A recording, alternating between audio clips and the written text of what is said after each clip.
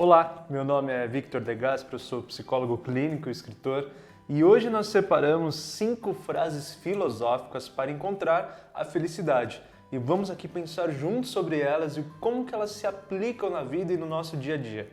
E posso te pedir uma gentileza antes? Se você puder se inscrever no canal, clicar no sininho e curtir o vídeo para ajudar a gente a continuar propondo reflexão e bem-estar. Então vamos para a primeira frase. A espécie de felicidade de que preciso não é tanto fazer o que quero, mas não fazer o que não quero. Frase do Rousseau.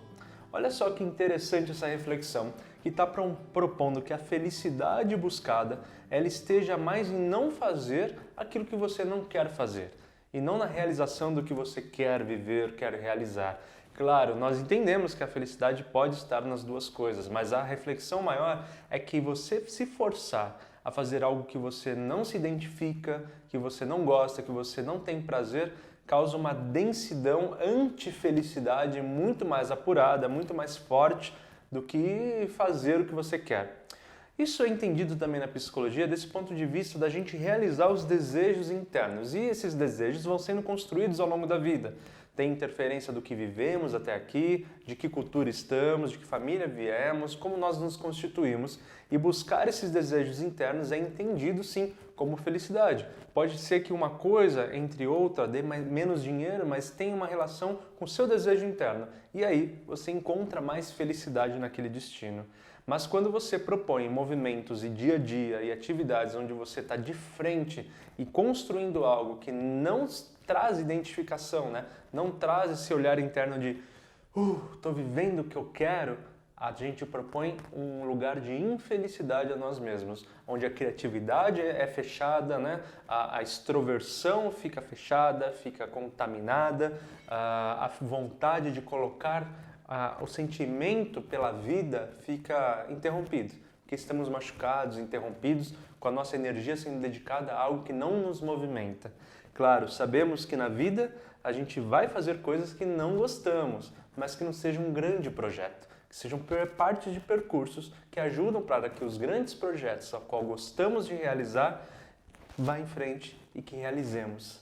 Segunda frase, só há um caminho para a felicidade, não nos preocuparmos com coisas que ultrapassam o poder da nossa vontade. Essa frase do Epicuro.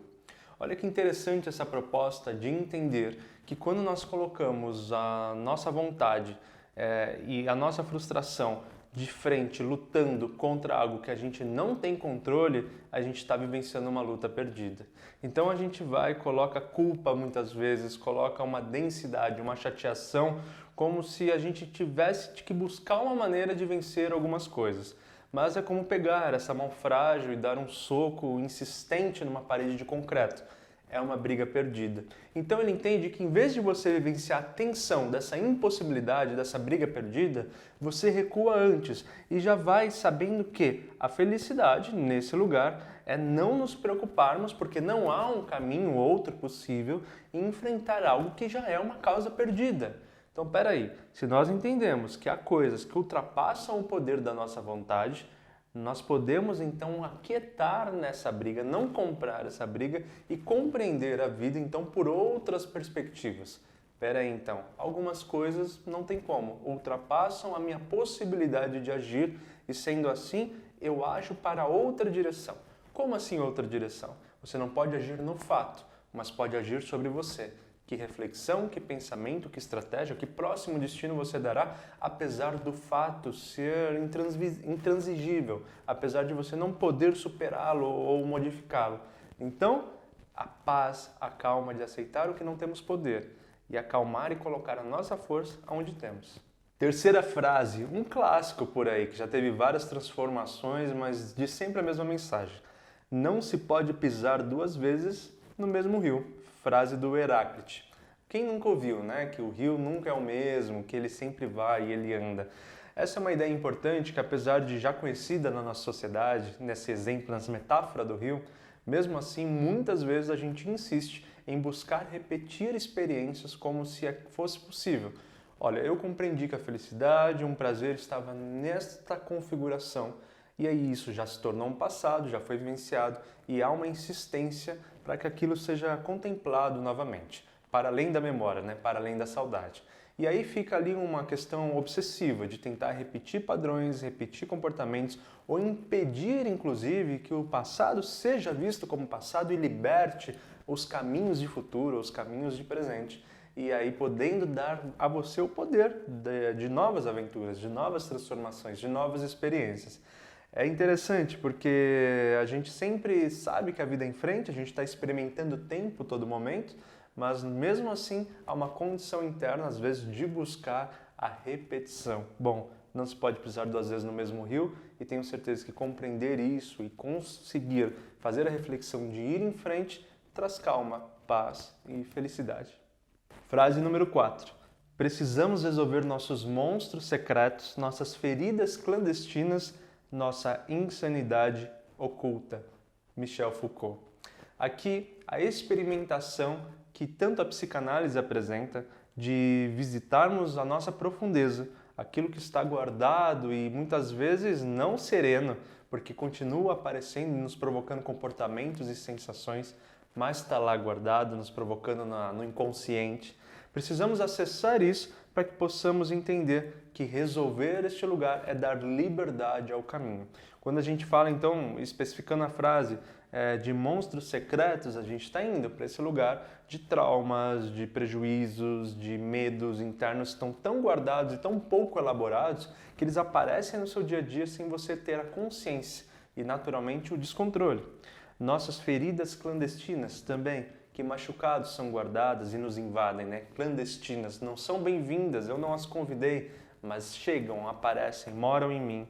Nossa insanidade oculta, a compreensão de que todos nós temos, sim, uma densidade insana que vem da primitividade que trouxe o desenvolvimento humano. E nós a temos ainda, né? A questão é que nós aprendemos muito mais coisas ao ponto dela ser, de certa forma, domada, controlada, que de vez em quando a gente vê aparecendo em maior ou menor grau, mas está por aí. Resolver, na frase, pode até soar um pouco utópico, há sempre fragmentos e elementos que vão nos constituir de tudo isso, mas o mais importante é o olhar para isso, e aí sim poder se acolher, se resolver em alguma medida, se curar e, mais do que isso, ter consciência para agir no presente, em destino ao futuro, com observação e propondo bem-estar a si mesmo. E frase número 5.